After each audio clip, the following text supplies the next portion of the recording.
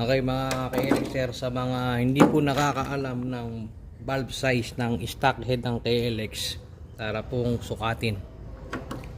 Ang intake valve po ng KLX ay ito po, 27.525 ang intake. Ang exhaust naman po, ayan po exhaust, 24 mm. Ayan. So madaling salita po, big valve po ang stock head ng KLX. Dahil sa Mio, pa nag-ano kami, P59 kami, nagte-28, 24 kaming head. So big valve siya, sakto lang sa stock 4. Pero nga 61 po pwede.